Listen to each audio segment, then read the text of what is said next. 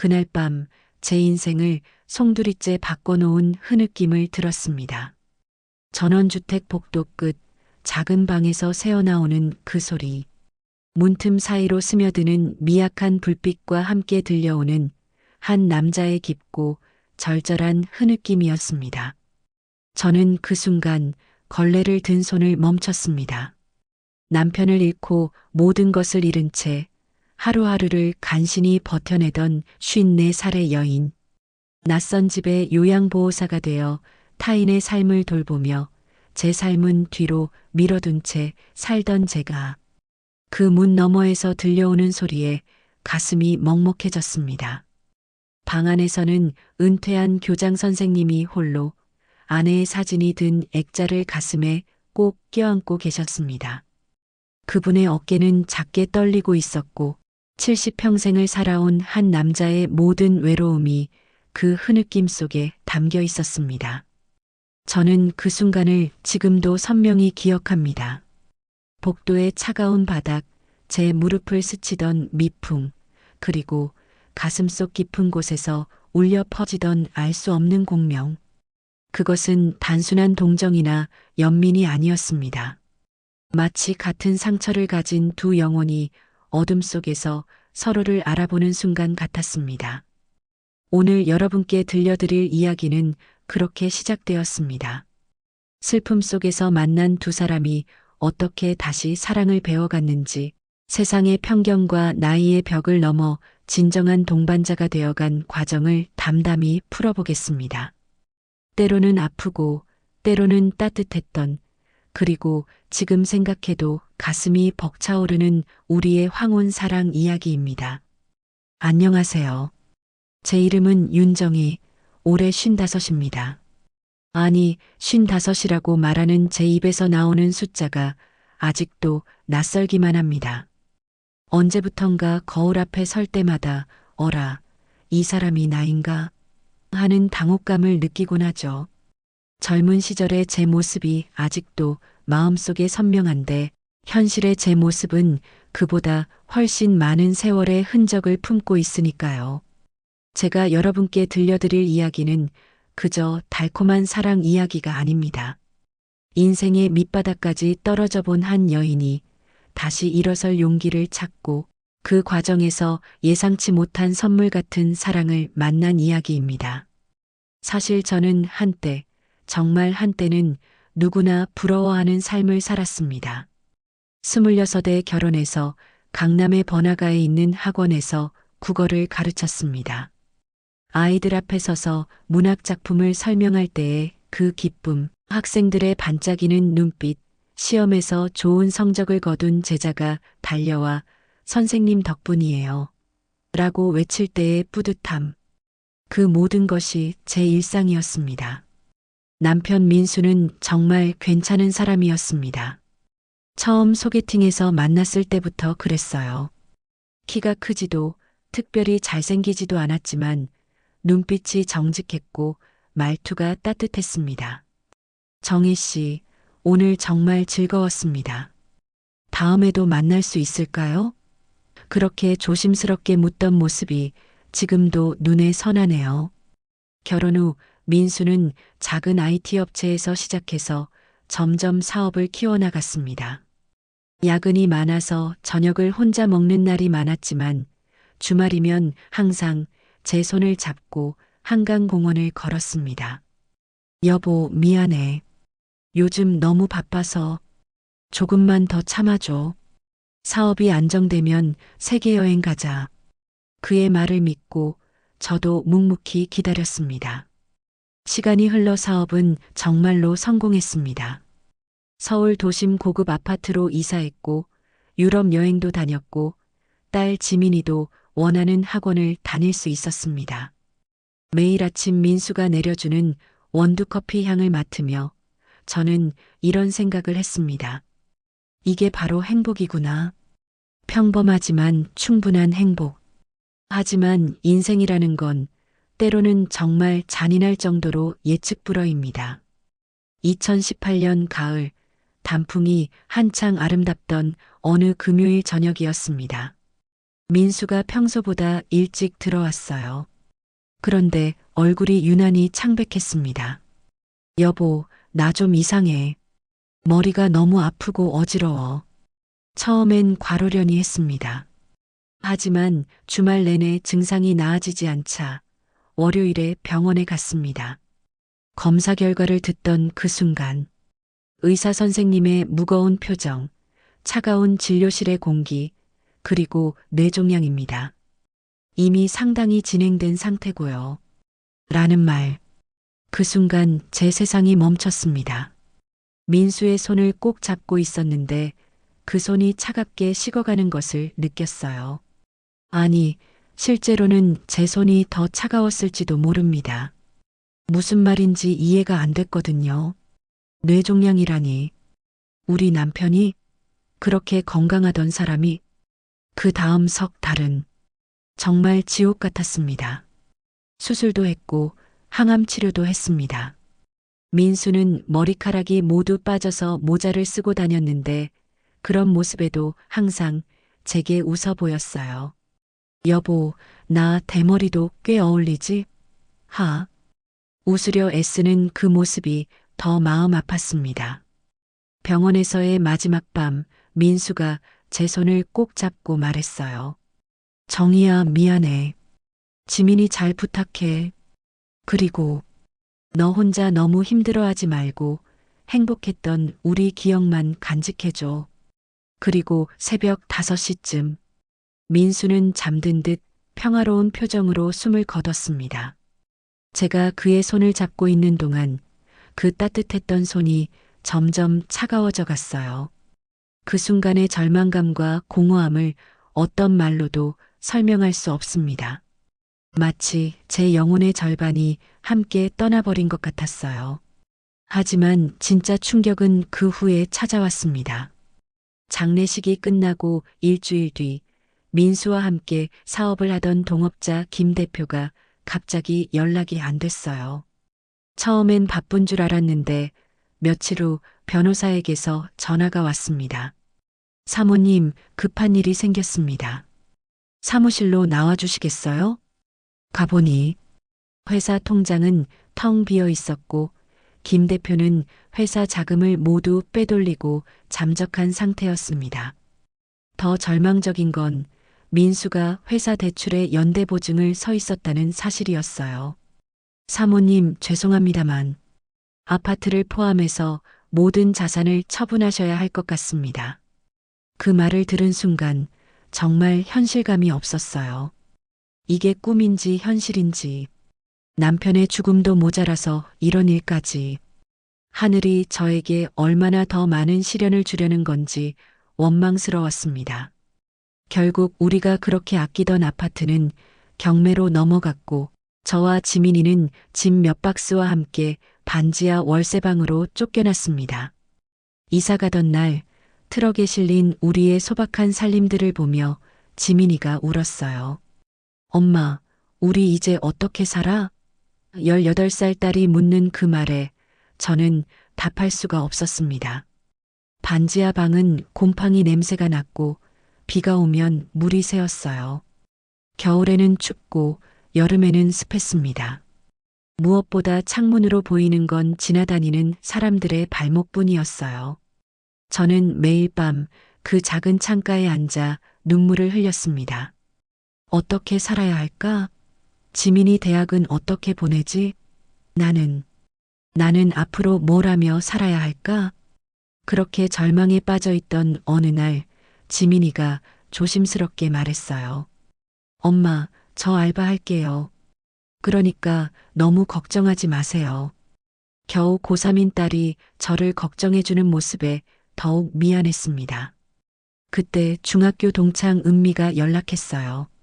정희야, 너무 걱정하지 마. 요양보호사 자격증을 따보는 게 어때? 나도 엄마 간병하면서 따뒀는데 일자리가 꽤 많더라. 요양보호사. 솔직히 처음엔 망설였어요. 평생 가르치는 일만 해왔던 제가 남의 집에서 청소하고 간병하는 일을 할 수 있을까? 하지만 선택의 여지가 없었습니다. 지민이를 먹여 살리려면 당장 돈을 벌어야 했으니까요. 자격증을 따는 동안 저는 매일 새로운 것을 배웠습니다. 어르신들을 돌보는 법, 기본적인 의료 지식, 그리고 무엇보다 인내심. 수업을 들으며 이런 생각도 했어요. 내가 정말 이 일을 잘할 수 있을까? 드디어 자격증을 취득한 후 첫 일자리를 구했습니다. 그곳이 바로 경기도 근교의 한 전원주택이었어요. 집 주인은 박영호 선생님, 70대 초반에 은퇴한 초등학교 교장 선생님이셨습니다. 면접을 보러 가던 날 지하철에서 버스로 갈아타고 다시 마을버스를 타고 길고 긴 여행 끝에 도착한 그 집은 정말 아름다웠어요. 잘 가꿔진 정원, 깔끔한 2층 주택, 그리고 현관문을 열어주신 박 선생님의 단정한 모습. 먼 길 오시느라 고생하셨습니다. 저는 박영호입니다. 첫인상은 참 좋으셨어요. 정중하고 따뜻한 말씀, 단정한 옷차림. 하지만 그분의 눈 깊숙한 곳에는 뭔가 깊은 그늘이 있었습니다. 마치 제가 남편을 잃고 난 후에 제 눈과 비슷한 그늘 말이에요. 그렇게 저는 새로운 삶을 시작했습니다. 매일 아침 7시에 집을 나서서 2시간을 넘게 이동해서 박 선생님 댁에 도착하는 것이 일상이 되었어요. 처음엔 모든 게 낯설고 어려웠지만 하루하루 적응해 나갔습니다. 그때 저는 아직 몰랐습니다.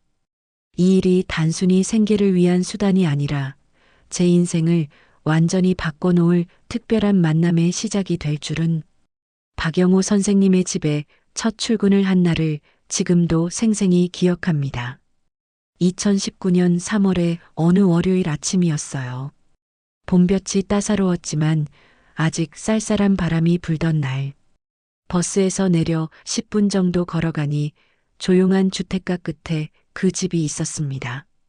하얀 페인트 칠이 깔끔한 2층 주택, 앞마당에는 철쭉이 봉우리를 맺고 있었고 현관 앞에는 작은 화분들이 나란히 놓여 있었어요. 집 자체는 정말 예뻤는데 왠지 모를 쓸쓸함이 감돌았습니다. 마치 오래 웃음소리가 끊긴 집 같은 느낌이었달까요? 벨을 누르자 곧 문이 열렸습니다. 박 선생님은 깔끔한 베이지색 스웨터에 다크그레이 슬랙스를 입고 계셨어요. 키는 중간 정도, 약간 구부정한 어깨, 하지만 여전히 단정한 자세. 머리는 반백이었지만 깔끔하게 빗어 넘기셨고 안경 너머로 보이는 눈은 어떻게 표현할까요? 따뜻하면서도 어딘가 공허한 그런 눈이었어요. 윤정혜 씨 맞으시죠? 멀리서 오시느라 고생 많으셨습니다. 어서 들어오세요. 목소리는 예상대로 선생님답게 차근차근 정중했습니다. 하지만 그 정중함 뒤에 뭔가 조심스러운 어색함이 있었어요. 아마 저 역시 마찬가지였을 겁니다. 처음 해보는 일이었으니까요. 집 안으로 들어서자 깔끔하게 정돈된 내부가 보였습니다. 거실에는 큰 소파와 안락의자, 한쪽 벽면에는 책이 가득한 책장, 그리고 피아노 한 대가 놓여 있었어요. 하지만 뭔가 이상했습니다. 너무 깔끔했어요. 마치 아무도 살지 않는 것처럼 정리되어 있었고 생활의 흔적이 거의 보이지 않았습니다. 간단히 집 안을 보여드릴게요.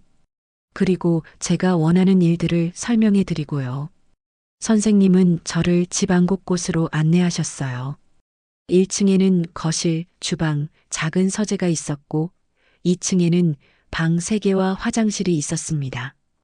그런데 방 중 하나는 문이 굳게 닫혀 있었어요. 저 방은 제 아내가 쓰던 방입니다. 거기는 건드리지 않으셔도 됩니다.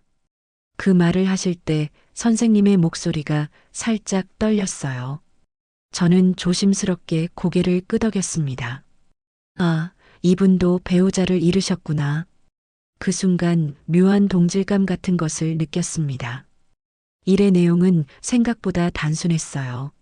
아침 식사 준비, 복용하시는 약 챙기기, 청소, 빨래, 그리고 간단한 점심 준비까지.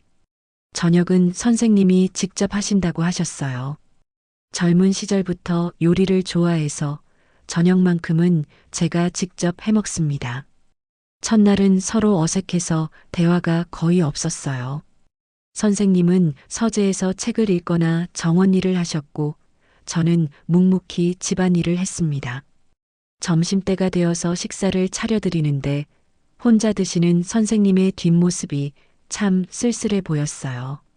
두 번째, 세 번째 날도 비슷했습니다. 하지만 점점 조금씩 변화가 생겼어요. 처음에는 수고하셨습니다라는 인사뿐이던 대화가 오늘도 고생 많으셨어요. 점심 맛있게 먹었습니다로 늘어났고, 일주일쯤 지나자 조금씩 개인적인 이야기도 나누기 시작했어요. 윤정혜 씨는 이 일을 오래 하셨나요? 아니에요. 사실 처음이에요. 전에는 학원에서 아이들 가르치는 일을 했었거든요. 아, 그래서 말씀을 차근차근 잘하시는군요.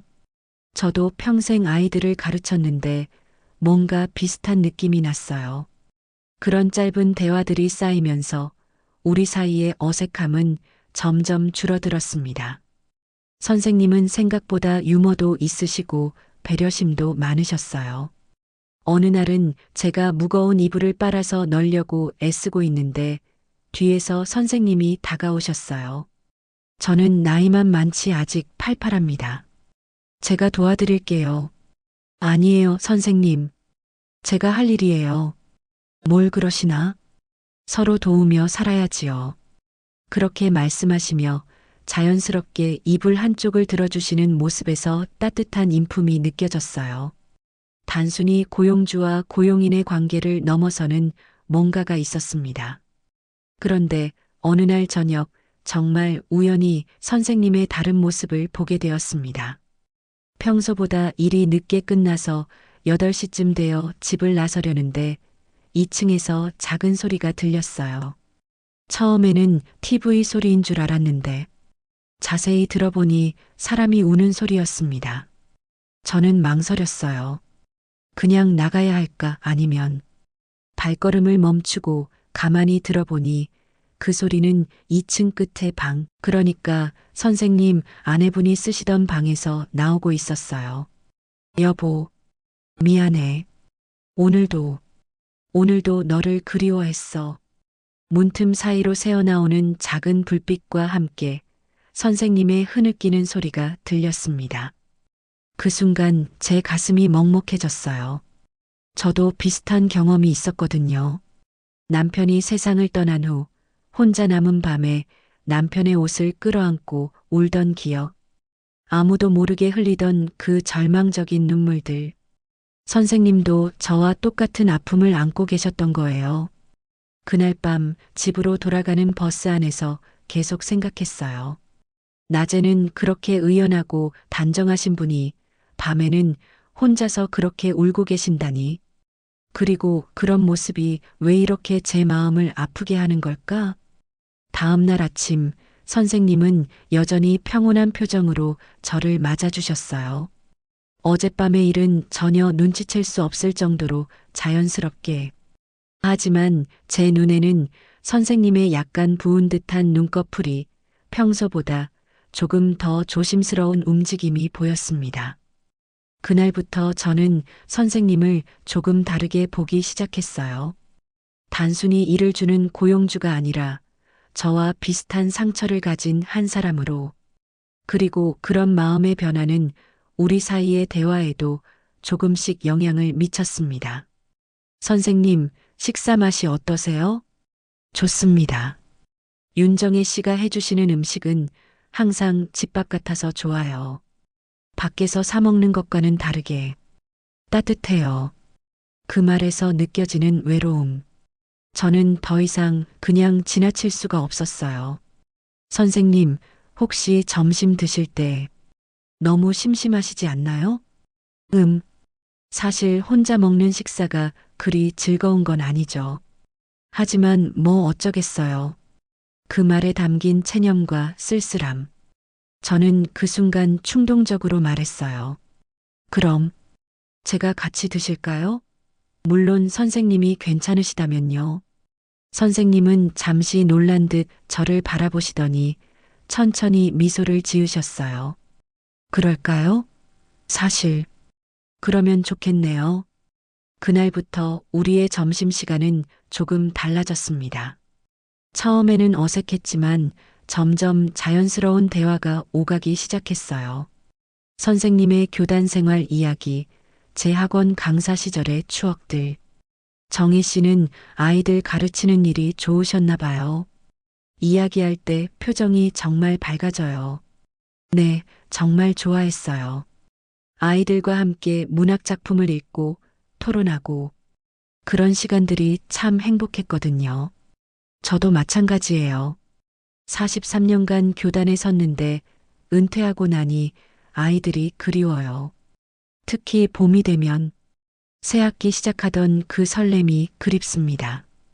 이런 대화를 나누면서 우리는 서로의 과거를 조금씩 알아가기 시작했어요. 그리고 무엇보다 서로가 혼자가 아니라는 사실에 위안을 받았습니다.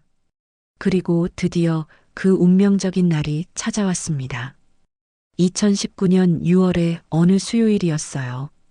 아침부터 하늘이 잔뜩 찌푸려 있더니 오후가 되자 본격적으로 비가 내리기 시작했습니다. 빗방울이 창문을 두드리는 소리가 점점 커지더니 저녁 무렵에는 정말 세찬 소나기가 되었어요. 평소라면 6시쯤 집으로 돌아갔을 텐데 그날은 비가 너무 심해서 잠시 기다리기로 했습니다. 선생님도 이런 날씨에 나가시면 안 됩니다. 비가 좀 그치고 가세요라고 하셨거든요. 거실에서 빗소리를 들으며 기다리고 있는데 선생님이 현관 쪽을 바라보며 중얼거리셨어요. 참 오랜만에 듣는 빗소리네요. 네, 정말 세차게 오네요. 아내가 비 오는 날을 좋아했었는데 그 말씀을 하실 때 선생님의 목소리가 갑자기 낮아졌어요. 그리고는 창가로 걸어가서 빗줄기를 바라보기 시작하셨습니다. 저는 뭐라고 대답해야 할지 몰라 그냥 가만히 있었어요. 정희 씨도 혹시 남편분을 잃으셨나요? 갑작스러운 질문에 저는 깜짝 놀랐습니다. 어떻게 하셨을까? 어떻게? 눈빛이 비슷해요. 뭔가 깊은 슬픔을 간직한 사람의 눈빛이랄까. 저도 아내를 떠나보낸 후로 거울 속 제 눈에서 같은 걸 봤거든요. 저는 잠시 말을 잇지 못했어요. 그동안 감춰왔던 제 아픔을 누군가 알아봐 주다니. 네, 3년 전에 잃었어요. 많이 힘드셨겠어요. 선생님도 그러셨겠죠. 우리는 창가에 나란히 서서 빗줄기를 바라봤어요. 그 순간 말로는 표현할 수 없는 깊은 공감대가 형성되는 것을 느꼈습니다. 같은 아픔을 겪은 사람만이 알 수 있는 그런 이해 말이에요. 정희 씨, 괜찮으시다면 오늘은 저와 함께 저녁을 드시는 게 어떨까요? 이런 날씨에 혼자 있기엔 너무 쓸쓸해서요. 평소 같았다면 사양했을 텐데 그날은 왜인지 그러고 싶었어요. 좋아요. 제가 준비해 드릴게요. 아니에요. 오늘은 제가 해볼게요. 정희 씨는 그냥 편히 앉아 계세요. 선생님이 부엌에서 요리하시는 모습을 보는 게 새로웠어요. 양파를 써시고 고기를 볶으시고 생각보다 손놀림이 능숙하셨어요. 와, 선생님 요리 정말 잘하시네요. 아내가 아플 때 제가 다 해줬거든요. 그때 많이 배웠어요. 목소리가 부드러워지며 곧 식탁에는 간단하지만 정성스러운 저녁이 차려졌어요. 된장찌개, 불고기, 시금치나물. 정말 집밥다운 상차림이었어요. 정희 씨, 특별한 날이니까 와인 한 잔 어떠세요? 선생님이 작은 와인병을 가져오셨어요. 레드와인이었는데 라벨을 보니 꽤 좋은 것 같았어요. 이거 특별한 와인인가요? 아내 생일 때 마지막으로 함께 마셨던 와인이에요. 그 후로 혼자서는 마실 수가 없어서 그냥 놔두고 있었는데 그 말에 제 가슴이 뜨끔했어요. 이렇게 의미 있는 와인을 저와 함께 여시다니. 괜찮으세요? 저 때문에 소중한 추억을. 괜찮아요. 오히려 좋은 사람과 함께 마셔야 그 와인도 기뻐할 것 같아요. 와인잔을 건네받으며 우리는 서로의 눈을 바라봤어요. 밖에서는 여전히 비가 내리고 있었고 집안은 따뜻한 조명으로 포근했어요. 건배. 새로운 만남에, 새로운 만남에 잔을 부딪히는 소리가 은은하게 울렸어요. 와인을 한 모금 마시니 입안에 깊고 부드러운 맛이 퍼졌어요. 맛있어요. 그렇죠? 아내도 이 와인을 좋아했어요. 여보, 이 와인은 정말 로맨틱한 맛이야라고 했었는데 그 말을 하시며 선생님의 눈가가 촉촉해졌어요. 선생님, 아내분과는 어떻게 만나셨어요? 대학 때 만났어요. 같은 사범대학에 다녔는데 도서관에서 처음 봤죠. 책을 읽는 모습이 정말 아름다워서 용기 내서 말을 걸었어요. 혹시 그 책 재밌나요? 라고. 로맨틱하네요. 그때가 참 좋았어요. 젊고 꿈도 많고 함께 교사가 되어서 아이들을 가르치자고 약속했었는데 선생님은 잠시 말을 멈추고 와인을 한 모금 더 드셨어요. 정희 씨는 어떠셨어요? 남편분과는. 저도 남편과의 첫 만남을 이야기했어요. 소개팅에서 만났던 일, 첫 데이트 때 한강공원을 걸었던 일, 프러포즈 받았던 날의 기억들. 정말 좋은 분이셨나 봐요. 네. 평범하지만 따뜻한 사람이었어요. 항상 저를 웃게 해주는 사람이었거든요. 우리는 그렇게 각자의 사랑 이야기를 나눴어요. 슬프지만 따뜻한 그리고 소중한 추억들을. 와인 한 잔이 더 비워지자 우리의 대화는 더욱 깊어졌어요. 정희 씨, 혹시 외롭지 않으세요? 정말 솔직히 말씀드리면 많이 외로워요. 특히 밤에 혼자 있을 때. 저도 그래요. 낮에는 괜찮은데 밤만 되면 이 넓은 집이 너무 조용해서 그래서 때로는 네, 아니에요. 죄송해요. 괜찮아요. 말씀해 보세요. 혹시 밤에 우시는 건 아니에요? 제가 어느 날 우연히 선생님이 깜짝 놀라시더니 얼굴이 빨갛게 되셨어요. 그걸 들으셨나요? 부끄럽네요. 아니에요. 저도, 저도 그래요. 혼자 있을 때 남편 생각하며 울 때가 많아요. 그 순간 우리는 서로를 바라보며 씁쓸하게 웃었어요. 같은 아픔을 가진 사람끼리만 나눌 수 있는 그런 이해의 웃음이었어요. 정희 씨, 이상한 질문일 수도 있는데 혹시 다시 사랑할 수 있을 거라고 생각하세요? 갑작스러운 질문에 저는 와인잔을 든 손이 멈췄어요. 글쎄요. 생각해 본 적이 없어요. 남편이 제 인생의 전부였거든요. 저도 그랬어요. 아내가 세상의 전부였는데. 그런데 요즘 가끔 생각해요. 이렇게 외롭게 사는 게 맞나 하고. 밖에서는 여전히 비가 내리고 있었어요. 빗소리가 우리의 대화를 감싸는 것 같았고 집안의 분위기는 점점 더 따뜻하고 친밀해지고 있었어요. 선생님, 저 어느 날부터인가 이 집에 오는 게 즐거워졌어요. 저도요. 정혜 씨가 오시면 집이 살아나는 것 같아요. 우리는 그렇게 마음의 문을 조금씩 열어가고 있었어요. 하지만 아직은 조심스럽게 천천히. 정희 씨, 오늘 정말 오랜만에 마음이 편했어요. 이런 대화를 나눈 게 언제인지. 저도요. 혼자가 아니라는 게 이렇게 따뜻한 기분인 줄 몰랐어요. 시계를 보니 어느새 밤 9시가 넘었어요. 평소 같으면 벌써 집에 가야 할 시간이었지만 비는 여전히 내리고 있었고 무엇보다 이 따뜻한 시간이 끝나는 게 아쉬웠어요. 정희 씨, 오늘은 집에 가기 어려울 것 같은데요. 혹시 괜찮으시다면 여기서 주무시는 게 어떨까요? 게스트룸이 있거든요. 순간 당황스러웠어요. 하지만 선생님의 눈빛은 정말 순수했어요. 단순한 배려였죠. 괜찮으세요? 폐가 되지 않을까요? 전혀요. 오히려 이 집에 사람 기운이 있으니까 좋아요. 그날 밤 저는 처음으로 그 집에서 잤어요. 게스트룸은 깔끔하고 포근했어요. 창밖으로는 계속 빗소리가 들렸고 이상하게 마음이 평온했어요. 잠들기 전 저는 생각했어요. 오늘 밤은 정말 특별했다. 그리고 그 특별함의 의미를 아직은 정확히 알 수 없었지만 분명한 건 제 마음 어딘가에 작은 변화가 일어나고 있다는 것이었어요. 그 비 오는 밤 이후 우리 사이에는 눈에 보이지 않는 변화가 일어났습니다.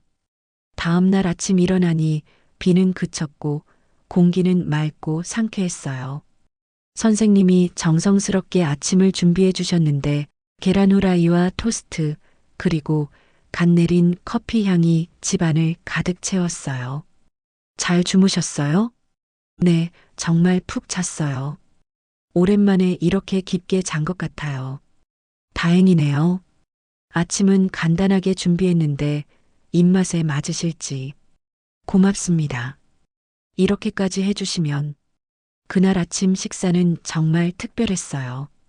마치 오래된 부부처럼 자연스럽게 대화를 나누며 식사를 했거든요. 어색하지도 않고 부담스럽지도 않고 그냥 편안했어요. 정희 씨, 혹시 가족들은 어떻게 지내세요? 딸 하나 있어요. 20살인데 대학생이에요. 아, 그래요? 어떤 공부를 하나요? 문학을 전공해요. 저를 닮았나 봐요. 선생님의 눈이 반짝였어요. 그럼 따님도 글을 좋아하겠네요. 혹시 창작도 하나요? 네, 시도 쓰고 소설도 써요. 제가 못 이룬 꿈을 딸이 대신 이루고 있는 것 같아서 기뻐요. 정말 좋겠어요. 저희 아이들은 둘 다 의사가 되었는데 미국에 있어서 자주 보기 어려워요.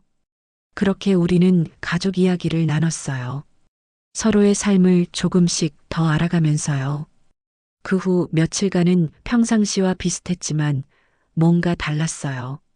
대화가 더 자연스러워졌고 서로를 더 배려하게 되었어요.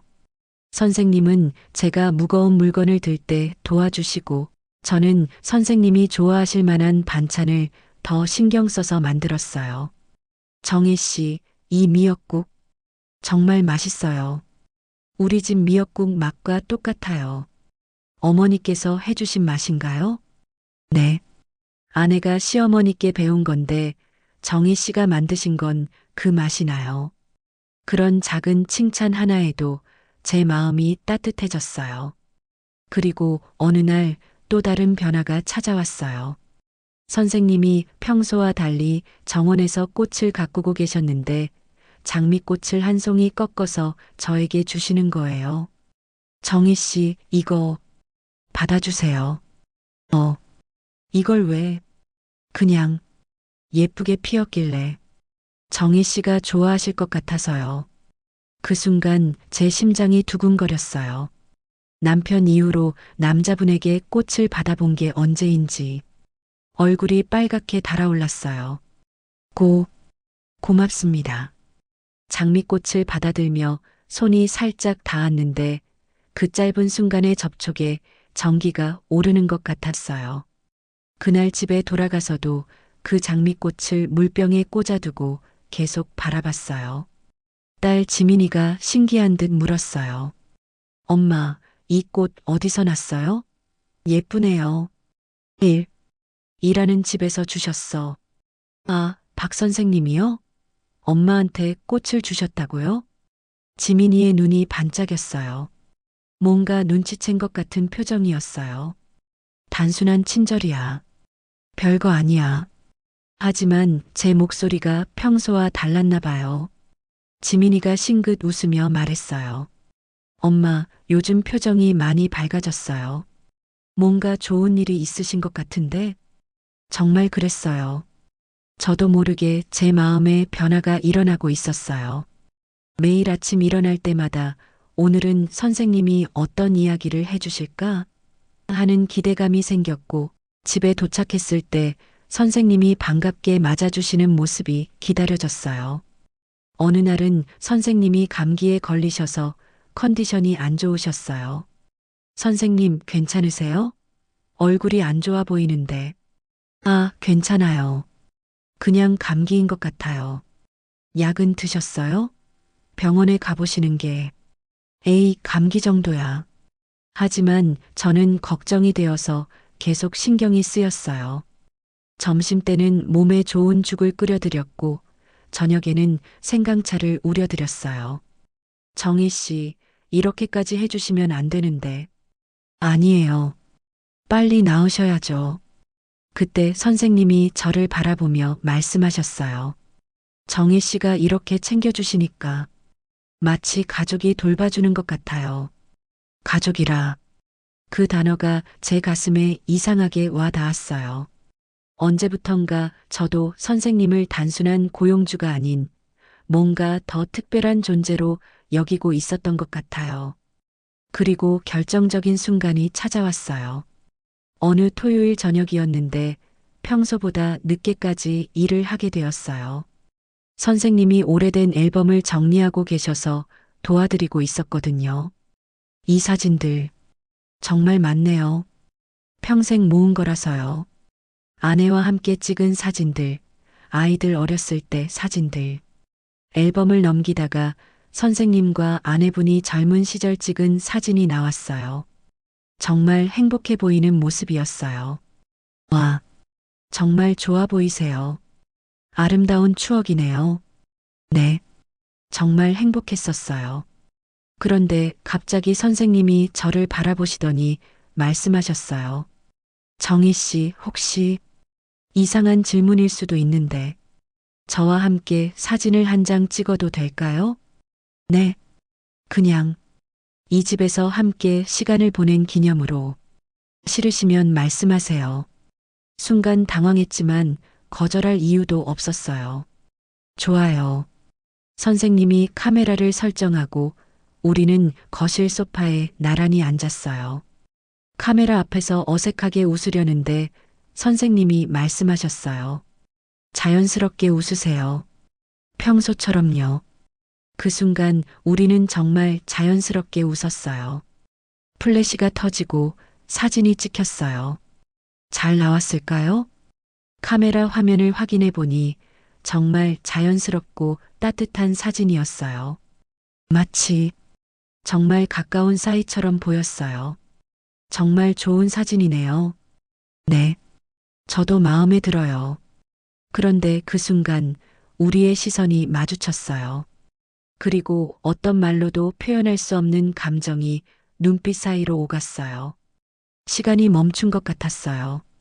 선생님의 눈 속에서 제가 본 건 단순한 친근감이 아니었어요. 뭔가 더 깊고 더 진실한 감정이었어요. 저도 모르게 가슴이 두근거렸어요. 이런 감정을 느끼는 게 맞는 건지, 남편을 잃은 지 겨우 몇 년밖에 안 됐는데 이래도 되는 건지 복잡한 마음이 들었어요.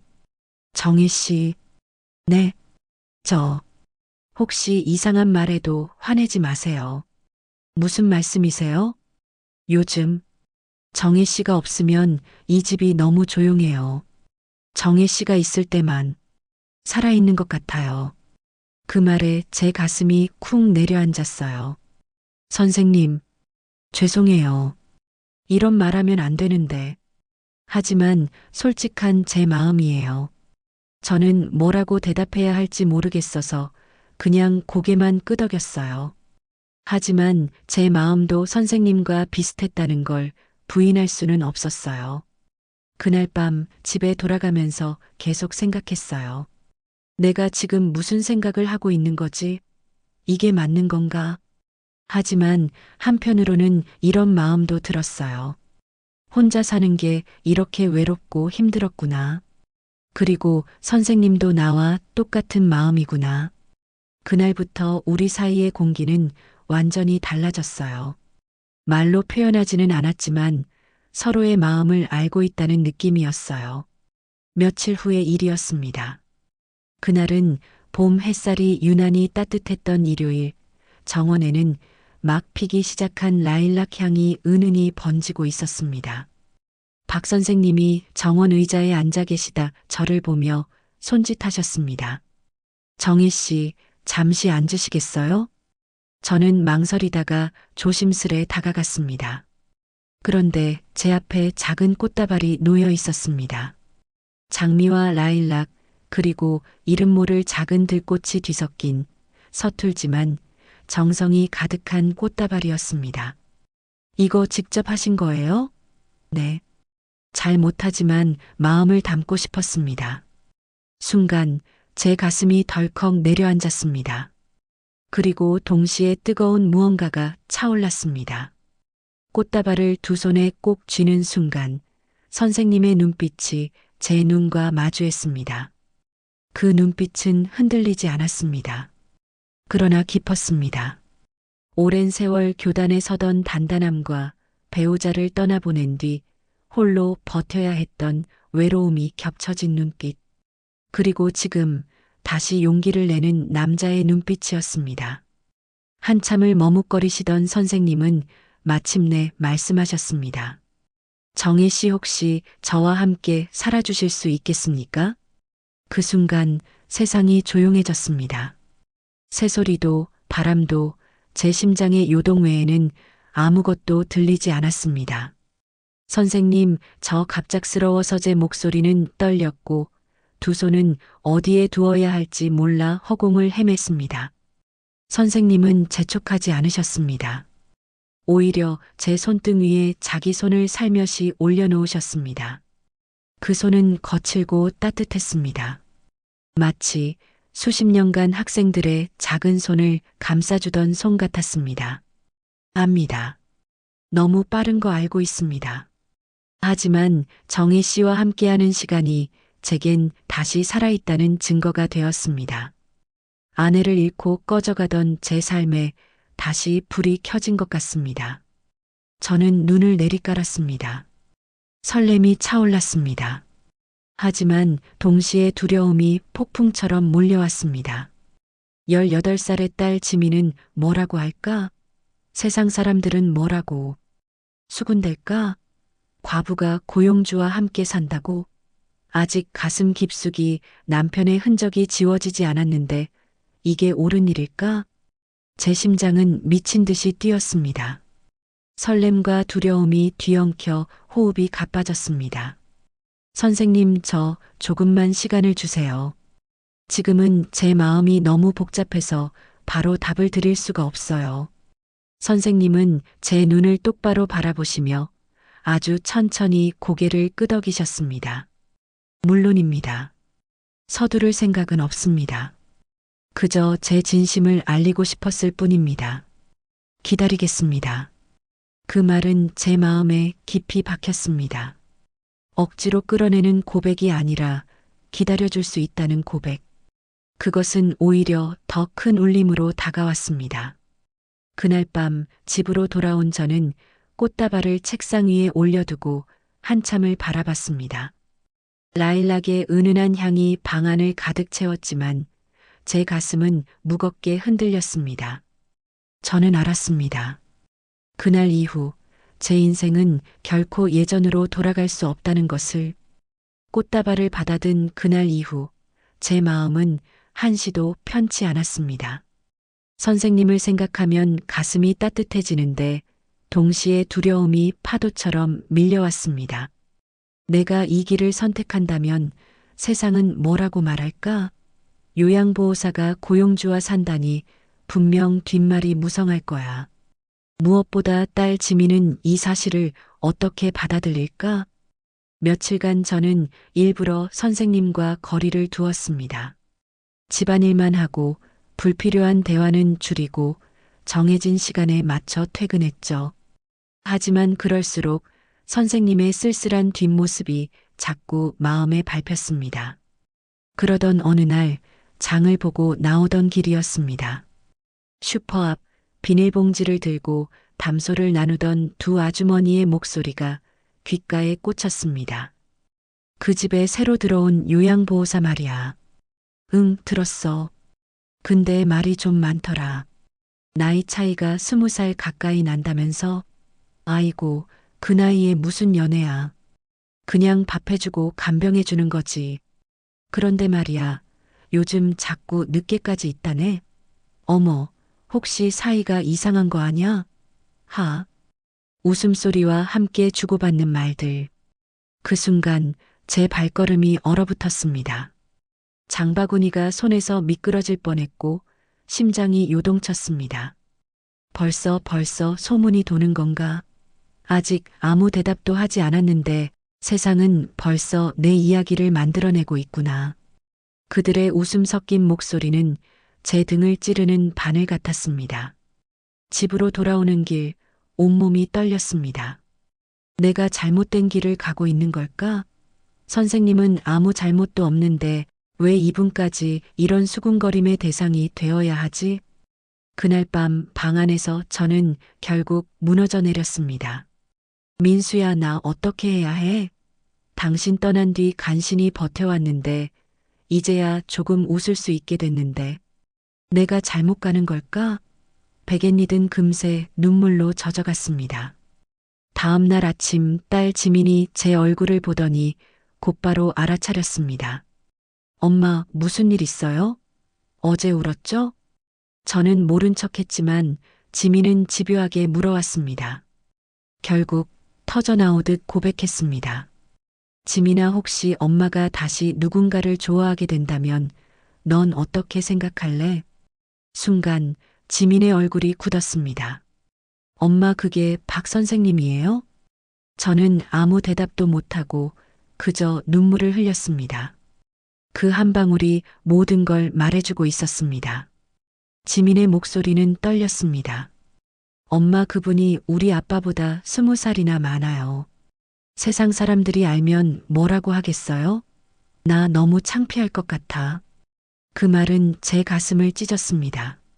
지민아, 엄마도 알아. 사람들이 뭐라고 할지. 너도 힘들 거라는 거. 그런데 그분 옆에 있으면 정말 오랜만에 살아있다는 게 느껴져. 하지만 지민은 쉽게 받아들이지 않았습니다. 엄마 아빠 돌아가신 지 몇 년 됐다고 벌써 다른 사람이라니. 나 이해 못하겠어. 그날 밤 우리는 같은 집에 있으면서도 서로 다른 방에서 침묵 속에 잠들었습니다. 그날 이후 우리 집에는 며칠간의 긴 침묵이 흘렀습니다. 아침이면 지민은 말없이 학교로 향했고 밤이면 각자의 방문이 조용히 닫혔습니다. 서로의 발자국 소리만이 우리가 같은 집에 산다는 사실을 확인시켜 줄 뿐이었죠. 사흘째 되던 날 지민이 늦은 시간에 들어왔습니다. 현관 앞에서 한참 신발을 벗지 못하고 서 있던 아이가 마침내 말을 꺼냈습니다. 엄마, 오늘 학교 앞에서 엄마 얘기를 들었어요. 요양보호사가 고용주랑 같이 산다더라. 같은 소리들이요. 창피하다고 느꼈어요. 그런데 이상했어요. 화가 나는 건 그 사람들한테였거든요. 지민은 고개를 들었습니다. 눈가가 빨갛게 달아올라 있었습니다. 그래서 버스 정류장에서 한참을 울었어요. 아빠한테 묻고 싶었거든요. 아빠라면 뭐라고 했을까? 하고요. 아이의 목소리가 아주 작게 떨렸습니다. 근데 문득 떠오른 말이 있어요. 아빠가 늘 그러셨잖아요. 지민아, 엄마가 웃을 수 있는 집을 만들자. 그 말이 계속 머릿속을 맴돌았어요. 저는 그 말을 듣는 순간 가슴이 무너져 내리는 것 같았습니다. 지민아, 아직 완전히 괜찮다고는 못해요. 아빠를 배신하는 것 같기도 하고 사람들이 뭐라고 할지도 무섭고, 하지만 엄마가 숨 쉬는 것처럼 자연스러운 얼굴로 집에 들어오는 날이 많아졌어요. 그게 싫지 않았어요. 지민은 잠시 숨을 고른 뒤 조심스럽게 덧붙였습니다. 조건이 있어요. 말해줘. 첫째, 너무 빨리 살림을 합치지 말아요. 시간을 두고 제가 받아들일 시간을 주세요. 둘째, 경제적인 부분은 명확히 해요. 사람들이 오해하지 않도록요. 셋째, 그분 댁에 갈 땐 제가 가끔 같이 가볼래요. 엄마가 어떤 표정으로 그 집에 있는지 제 눈으로 보고 싶어요. 저는 아이의 손을 꼭 잡았습니다. 그 손이 아주 조금 그러나 분명히 제 손을 되잡아 쥐었습니다. 이틀 뒤 지민과 저는 함께 박 선생님 댁을 찾았습니다. 정원 입구에서 우리를 본 선생님은 놀란 듯 자리에서 일어났고 곧 두 손으로 우산을 건네며 고개를 숙였습니다. 먼 길 오느라 수고 많았습니다. 지민 양, 안녕하세요, 선생님. 거실의 조명은 따뜻했고 테이블에는 차와 과일이 가지런히 놓여 있었습니다. 서툴지만 정성스러운 환대였습니다. 잠시 정적이 흐른 뒤 지민이 먼저 말문을 열었습니다. 선생님, 엄마는 저에게 한동안 친구 같고 엄마 같고 어떤 때는 아이 같아요. 그래서 제가 엄마를 지켜야 한다고 생각할 때가 많아요. 선생님은 등을 곧게 펴고 아주 천천히 고개를 끄덕이셨습니다. 그 마음 감사합니다. 저도 누군가의 남편이었고 누군가의 아버지였습니다. 누군가를 지키겠다고 마음먹는 일이 어떤 무게인지 압니다. 지민은 테이블 위에 놓인 작은 액자에 시선을 멈추었습니다. 검은 리본이 둘린 선생님의 아내분 사진, 그리고 그 옆에 놓인 하얀 카네이션 한 송이. 선생님은 엄마를 아내의 자리로 데려가려는 게 아니죠? 아닙니다. 선생님의 목소리는 낮고 단단했습니다. 누군가의 빈자리를 대체하는 사람은 없습니다. 정희 씨는 정희 씨입니다. 저는 제 남은 시간을 존중과 기쁨으로 함께 건너갈 동반자를 원합니다. 그리고 무엇보다 지민 양의 시간을 해치지 않겠습니다. 제가 기다리겠습니다. 그 말에 지민의 어깨가 아주 조금 내려앉았습니다. 아이의 눈동자가 제 쪽으로 천천히 돌아왔고 저는 조심스럽게 웃었습니다. 집을 나오는데 비가 아주 약하게 흩뿌리고 있었습니다. 정원 끝 장미 덤불 사이로 빗방울이 맺혀 작은 등불처럼 반짝였습니다. 지민이 제 팔을 가만히 끼었습니다. 엄마, 아까 말했던 조건 기억하죠? 응. 약속할게. 그럼 천천히 가요. 우리가 선택하는 속도로. 그날 밤 나는 오랜만에 깊이 잠들었습니다. 누군가가 내 손을 꼭 잡아주는 꿈을 꾸었고 그 손은 오래된 슬픔과 새로운 용기가 뒤섞인 온도를 띠고 있었습니다. 그 후로 우리의 시간은 서두르지 않았습니다. 주 2회는 정원에서 함께 차를 마셨고 격주 한 번은 지민이 동행했습니다. 경제적인 문제는 처음부터 명확히 했습니다. 서류를 하나하나 펼쳐 서로의 소득과 지출을 나눠보고 선을 지켰습니다. 우리가 지키는 질서는 소문보다 단단했고 그 질서는 우리 셋을 같은 방향으로 이끌었습니다. 한 번은 동네 사람들의 눈초리가 다시 거슬릴 만큼 날카로웠던 날이 있었습니다. 그날 저녁 선생님은 마당 의자 2개를 나란히 놓고 말했습니다. 정혜 씨, 남들이 우리를 이야기할 자유가 있다면 우리에겐 우리의 삶을 이야기할 자유가 있습니다. 우리가 서로를 존중하면 그걸로 충분하지 않겠습니까? 그 말은 오래도록 내 안에 남았습니다. 우리는 그렇게 우리의 속도로 살아갔습니다. 계절이 2번 바뀌고 3번째 봄이 왔을 때 지민이 작은 봉투 하나를 내밀었습니다. 안에는 짧은 편지와 함께 은색 실로 조용히 수놓은 글귀가 들어 있었습니다. 엄마가 웃을 수 있는 집을 만들자. 아빠가 남긴 문장으로 우리가 이어가는 집. 그날 우리는 셋이서 오래 웃었습니다. 웃음이 마당의 장미 기둥을 타고 올라가 석양빛과 섞여 반짝였습니다. 시간은 흘러 어느덧 5해. 우리는 여전히 각자의 자리를 지키되 같은 방향을 바라보고 있습니다. 아침이면 선생님은 정원에 물을 주고 나는 그늘에서 커피를 내립니다. 지민은 주말이면 들러 새로 쓴 글을 읽어주고 선생님은 들을 만한 책을 권해줍니다. 우리의 식탁엔 여전히 작은 여백이 남아 있습니다. 그 여백은 떠나간 이들을 위한 자리이자 앞으로 올 시간들을 위한 자리입니다. 돌아보면 내 인생은 이름으로 무너졌다가 존중으로 다시 세워졌습니다. 사람들은 나이가 들면 사랑이 사치라고 말합니다. 하지만 나는 이제 압니다. 사랑은 나이가 아니라 태도이며 서로의 시간에 귀 기울이는 기술이라는 것을. 오늘 제 이야기를 끝내며 한 장면을 선물하고 싶습니다. 해질녘 정원. 물기 머금은 장미 꽃잎이 바람에 살짝 떨리고 우리는 등을 맞대고 나란히 앉아 있습니다. 말을 많이 하지 않아도 됩니다. 이미 충분히 들었고 충분히 건넸으니까요. 여러분, 외롭고 긴 밤을 건너는 분이 있다면 기억해 주세요. 인생은 때때로 아주 늦게, 그러나 가장 알맞은 때에 우리에게 둘러앉을 식탁과 나눌 온기를 보내줍니다. 포기하지 마세요. 우리 모두에게는 아직 사랑할 시간이 남아 있습니다.